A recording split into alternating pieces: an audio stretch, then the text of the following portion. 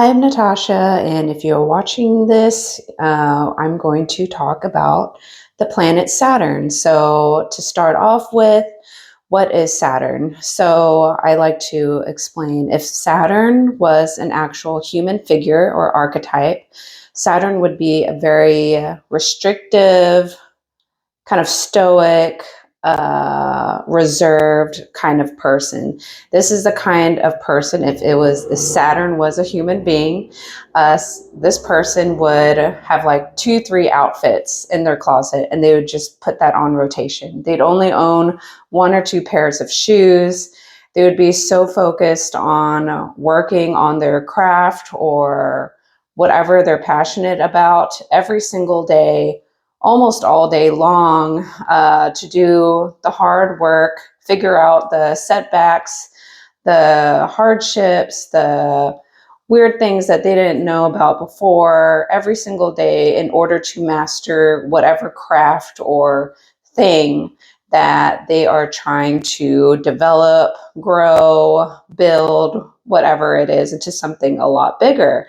And so Saturn energy, if it was like a person, understands this hard dedication that is so freaking slow. It is not short-term fast. It is thinking about longevity, what is going to last the test of time, what is going to be durable and reliable, what is going to build a very strong foundation, this strong basis in order to then build up. But if your foundation is really weak or it was rushed, you didn't think about all the little things and details and all these different outliers that you might not encounter on a regular day basis. And sometimes that just requires experience and life experience, and things in the world also change, and then you have to maneuver around things like that. So Saturn understands this long, very hard, restrictive energy, but it is something that it is willing to work on. It is something that it is passionate about in order to do it. Otherwise, if you don't care about it, usually you have zero motivation to even try, but Saturn understands if you really want something, like you really want it, and it seems so unreachable and far away, well, you still have to start somewhere. You have to figure out the process, try it, actually get out there and try try again, but never quit, never change your mind, not like, oh, I don't think this is for me because it was hard. No, Saturn energy understands that you have to push through hardship. You have to be restricted and squeezed. So Saturn, just like the figure that only owns 2 outfits in their closet, they know that even though they want all these things, they want nice things, they want luxury, like a luxury lifestyle, they want a lot of money, they want status, that you just don't get there if you started from absolutely nothing.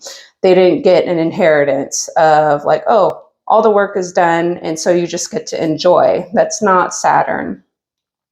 So Saturn understands that if I want something in the long run that's going to last and be secured or make me feel successful, then I'm going to spend, a period of time or maybe a long time being very restrictive. Like, even though I want something and I have the money to go get it, that doesn't mean I go get it. That's Saturn. It's like, no, I have to restrict right now. I need to save 90% of my income in order to start this business that I'm so devoted to. It is the, Jeff Bezos in an office starting from nothing. It is all these big CEOs that started from nothing and now they're huge empires, but nobody really wants to really look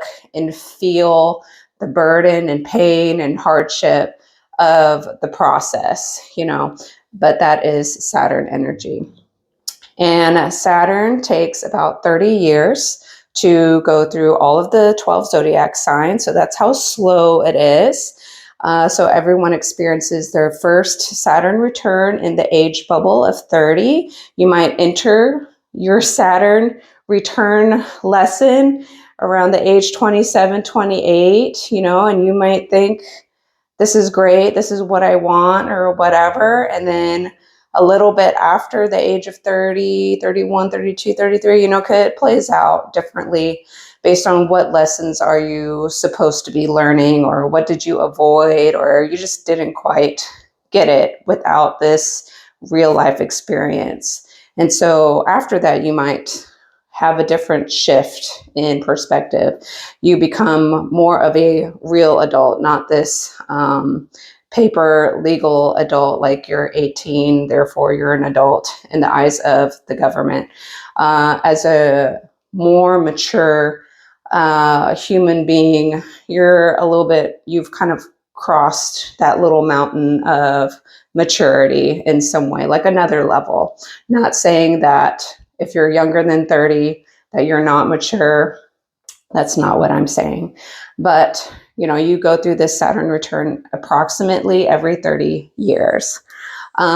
Usually Saturn's energy gets a little bit lighter after the age of 40, like around 40 and after, and so it just takes a really long time. It is something you have to work on.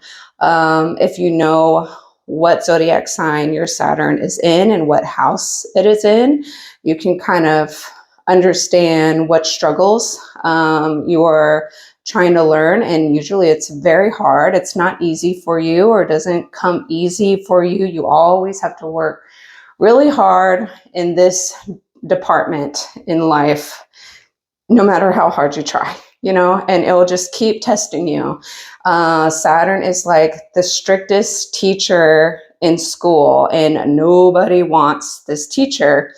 But the teacher is that way because that person actually wants you to do really well. Like if you had the strictest teacher in high school and you survived that teacher and they put all these red marks, all these lines, and you thought you did so well, and you get it back and you're like, I got a freaking D or an F, and there's all these lines, and like, how can I do extra credit or whatever? And you turn it in and you get it back and you get even more red lines. You're like, and then you see Jilly Bo Bob and Sally Mae Sue in the other class with one of the most fun, easy teachers, and they're getting A's and they hardly have to do anything, and you're like, ugh, it's not fair. Like, this teacher is going to ruin my GPA and I'm not going to be able to get into the college that I want because I just happen to get a really hard teacher. But if you really survived that really strict Saturn teacher who did not take it easy on you because they wanted you to survive, they wanted to teach you the things the right way so well right now while you were under their wing, under their guardianship.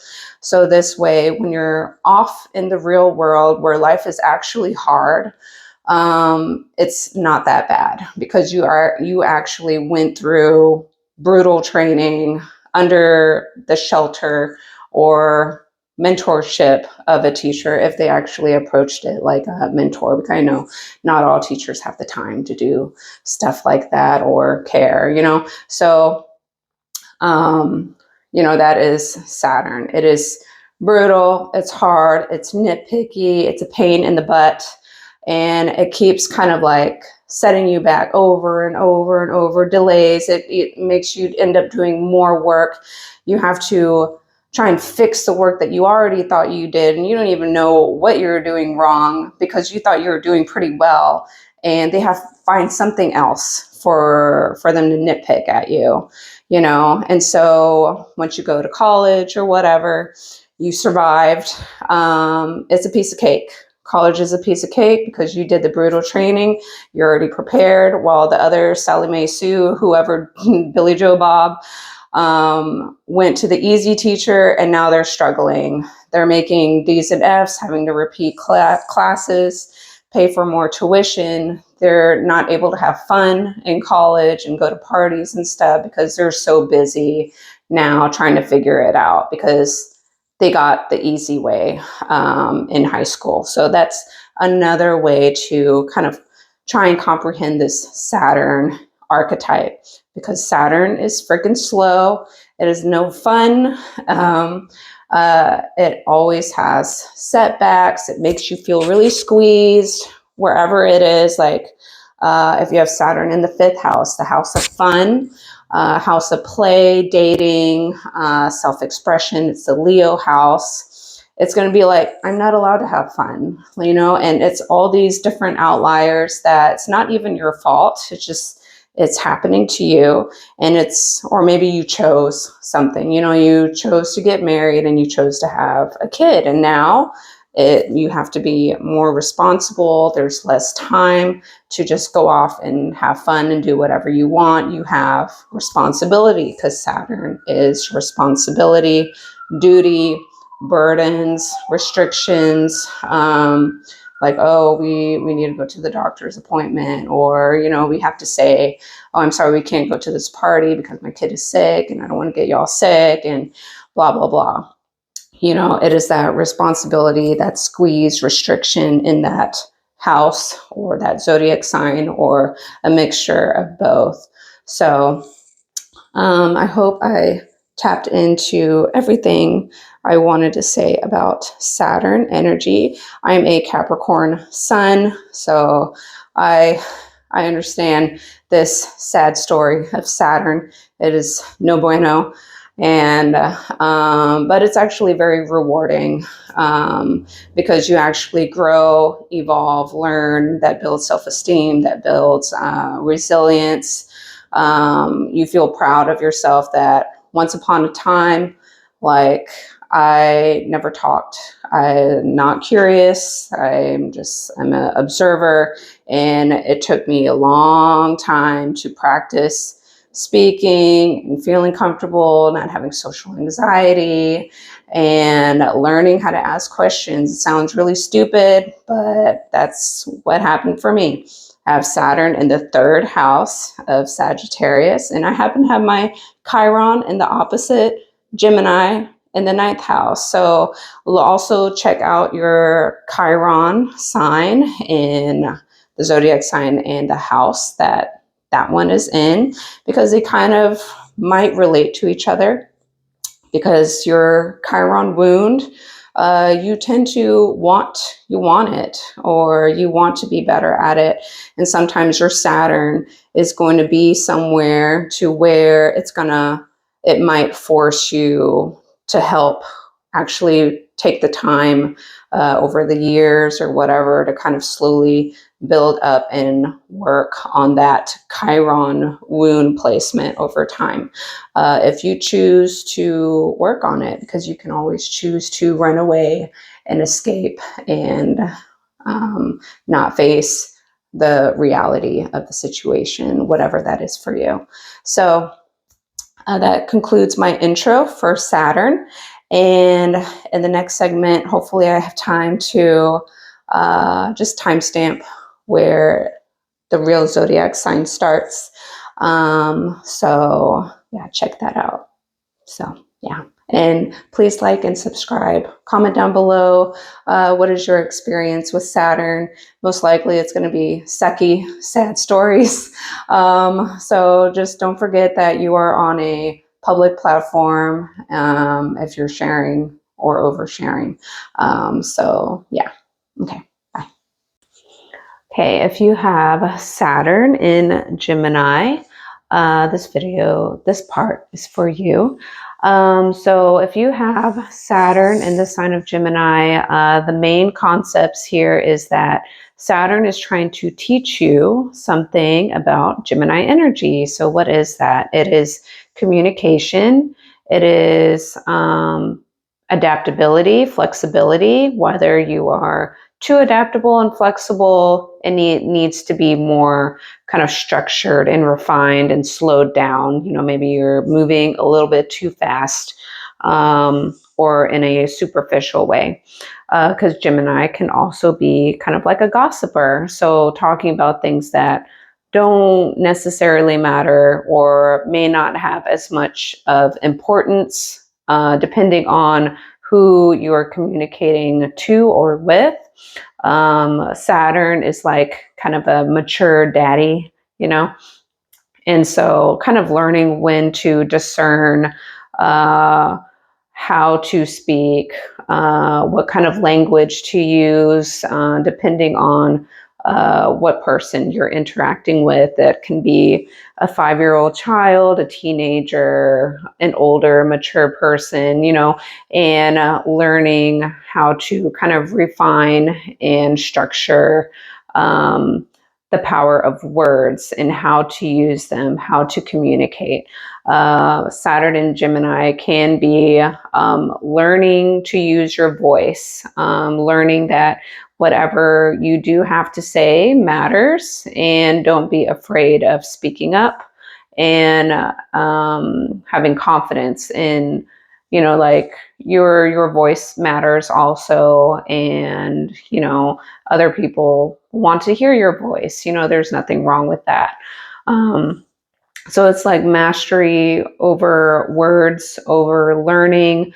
I have Saturn in my 3rd house. So it's very similar to Saturn in Gemini, but I have my Saturn in Sagittarius. So it can be teaching, because Saturn is like the strict teacher.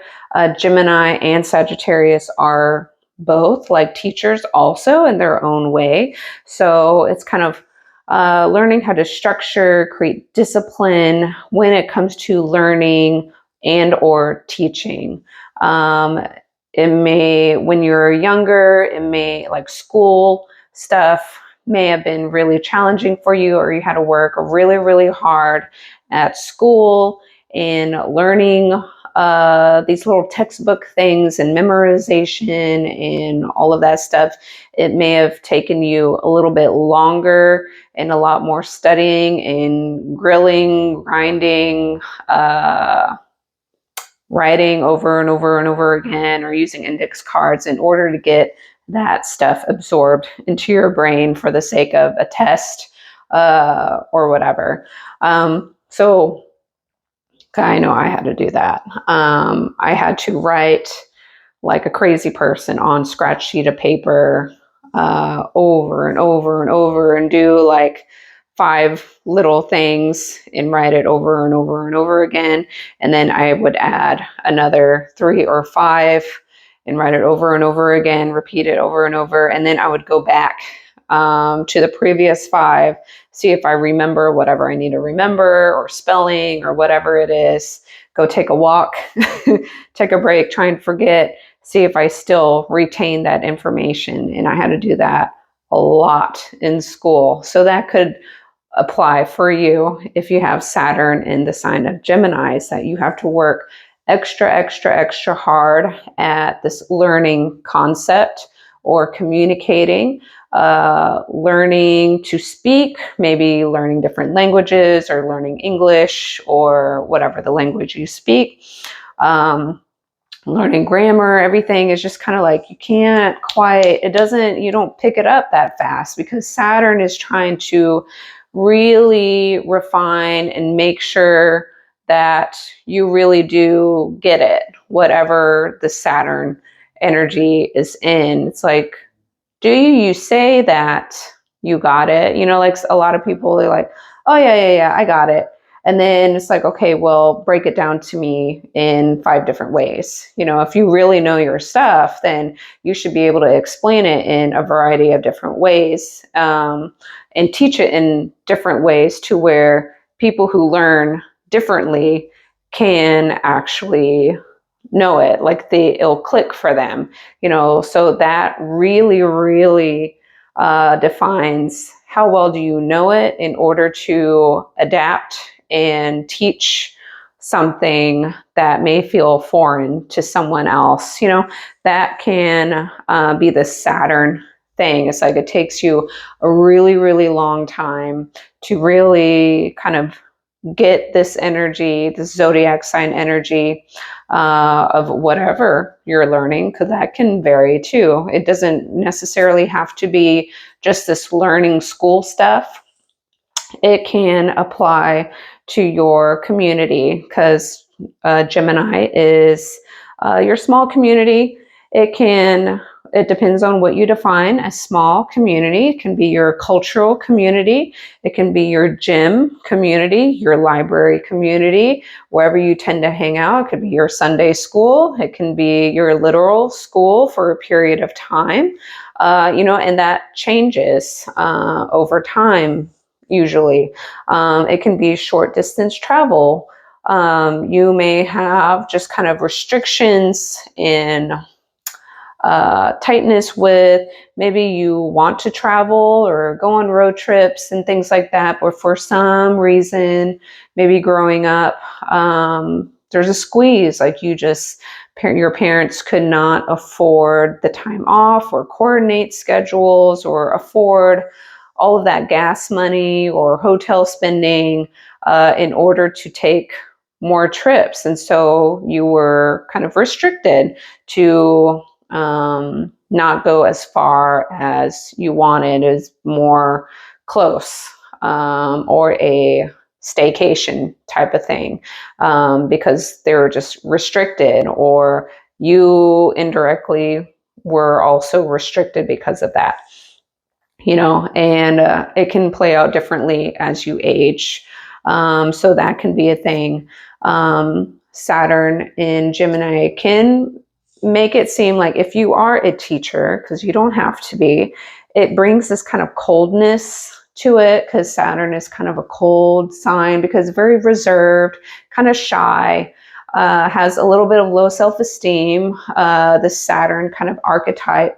Kind of like, okay, I have to do everything myself, because usually there's no actual help. No one's going to actually save me, because conditioning has taught me over and over again that things just always keep happening to me and no one is actually there to just do whatever work for me.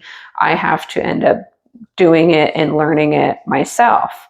So that's why it takes a really long time. You learn from the ground zero to wherever. Hopefully you move up or evolve, get better. I forgot what I was going to say, but I forgot what I was going to say. But yeah, I don't even know what I was talking about. But it just brings this cold kind of energy, because it's kind of lonely. It's always focused on work. What do I need to do to get done? What do I need to do in order to get better? Because I want to get better.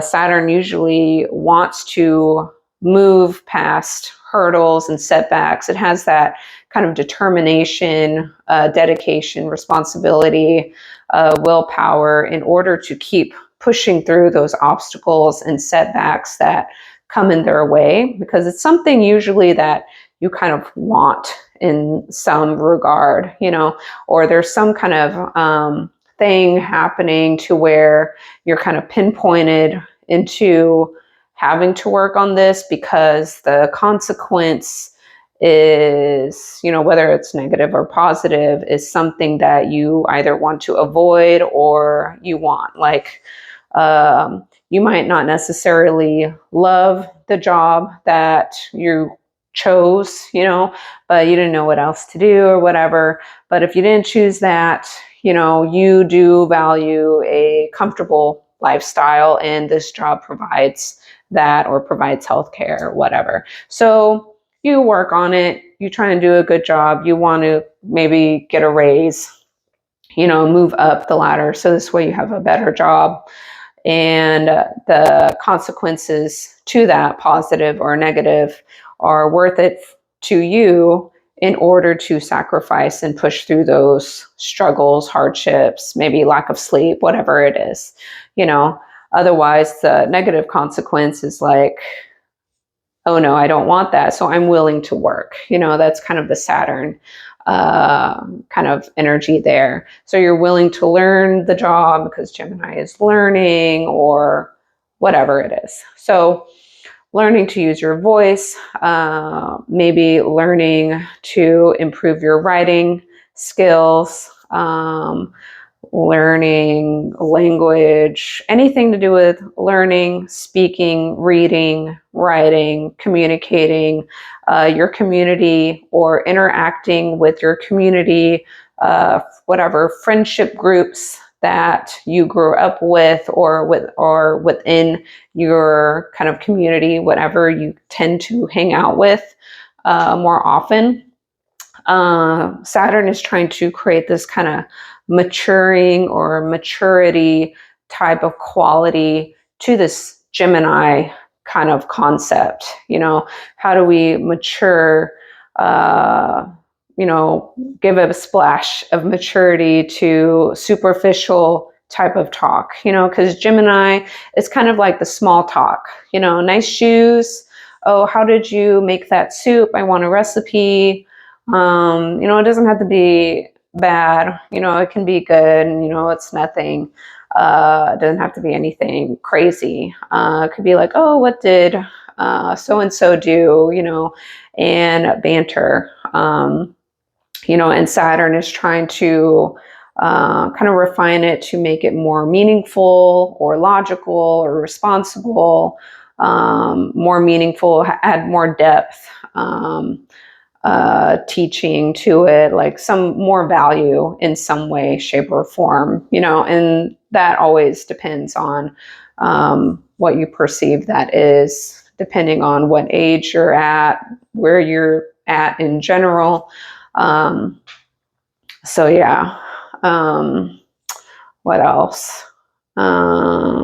It can also be restrictions with your siblings, because Gemini kind of rules the siblings or your close friends, Aquarius's friendships, but it's also like just the people just in your area. It might not necessarily mean that they're a true quality friend, but this is like your social circle. Oh, hey, Bob, how are you doing? How's your workout today? But it's not like you really hang out, So it could be like, how do you add depth to interacting with this person in the community when you don't want to do small talk, because small talk is not like a Saturn type thing. Saturn is kind of very serious and structured and wants something that's going to build and grow. Gemini is very mutable, flexible, easygoing, like, willing to go question, become curious, with all the different people in the community, and that's it. If nothing comes of it, then nothing comes of it. So Saturn could be trying to create more depth in these little interactions with other people. It doesn't have to be, but things play out differently for different people. Or restriction in your car. So Gemini represents short distance travel. So Saturn being in Gemini, maybe more likely in your third house, would be like you have more of a simplistic car, a car that just gets you from point A to point B, and you're fine with it, because Saturn, if you looked at the first part of my video, is like the mature, older person who really doesn't care about flashy things. It's just like, what do you need? Scarcity and efficiency with time, and not really caring that much about flashy objects or flashy status or anything like that. It's extremely reserved and like, well, all I have is a bike, so I guess I'm going to use a bike to get to where I need to go. Otherwise, I'm going to walk. Those are my options, so I have to take what I can get. It's that kind of squeeze. There's no big abundance-ness with that. So yes, I think that is pretty much it. Hopefully I tapped into everything that I want to, because I always, think back and like, I don't remember adding this other thing that I think of later, and I do not want to keep editing in these videos. So it's just coming out naturally. But just think Saturn restricts, refines, makes you go over it over and over and over again, saying, okay, did you really get it? It's like a pop test. The teacher is giving you an energetic pop quiz for the day and saying, did you improve? Did you do what, you were not doing before? Gemini is being curious, so Saturn is like, come on, start asking the person some questions, start getting kind of curious about their life. Otherwise, they're just going to leave or like not want to interact with you. It can't be one-sided, or kind of don't be afraid to go talk, go communicate. It's okay. You should, you'll be fine. Like, you're a good person. Like, they will love you. Don't worry, and don't be kind of shy or worried or afraid that you might say something wrong or it's going to be taken the wrong way. It's learning how to refine, like your speech, or how do you present yourself to your community? How do you speak to your community or your peers or your siblings? Or how do you use words? What tone of voice do you say it in? Who are you speaking to? Are they going to be receptive to what you have to say? Do you have to say it in a way where that particular group is going to comprehend what you're trying to say? It's being a master of words, being a master of communication, and trying to kind of bring that kind of fatherly, mature energy to the art of teaching, learning, communicating to a group or a small group, or to kids, peers, whatever. That is pretty much the gist. Learning to be curious, kind of playful. Gemini is mutable, so it might be, tightening up that like busy bee. I always say Gemini, especially Gemini rising, it's very curious, and it's like the little busy bee saying like, oh, hey, you need to be pollinated. That was nice. You're a pretty flower. And you need to be pollinated. You need to be pollinated. Y'all need to be pollinated. and the flowers, they're stuck, so they can't like say, hey, what's up? What's going on? So the bee is like, flower pink over there, said that you're really cute over there, flowing in the wind. How was that wind the other day? And she wanted to say you held on really tight, like, great job, and the bee is being the little Gemini communicator to the various flowers who are kind of stuck where they are, and they need that communication. They need that little news anchor to tell them what is going on in the community. What important things do we need to know? What boogeyman area do we need to avoid? Even whether it's true or not true, because gossip can be not entirely communicated correctly. The choice of words, withholding of words, phrases to use can paint a picture of something that may not be 100% accurate, so that is kind of this trying to refine and create discipline into how you communicate. How do you create like a title on a newspaper ad? Are you being manipulative? Are you being kind of withholding or kind of biased a little bit? Kind of painting a picture of something, someone, some situation in a way where it's not quite right, you know? Are you trying to persuade people to be on your side or just read your article, you know? So it's just like learning to use logic, structure, responsibility with how you get the information across, you know, and, you know, you will learn lessons with that and like, oh, what I was trying to say, that's not what was heard, you know, or people rejected it, or people completely flipped it a different way than what the writer, the speaker was trying to present, you know, because sometimes, you know, I am a personal trainer and I've been doing that for 10 years. And sometimes when I try and cue people, on form, like doing a bent over row. And, you know, for me, I will say like arch your back. And some people will arch, you know, and do it in the way that I would receive it as the correct communication of what I'm trying to say.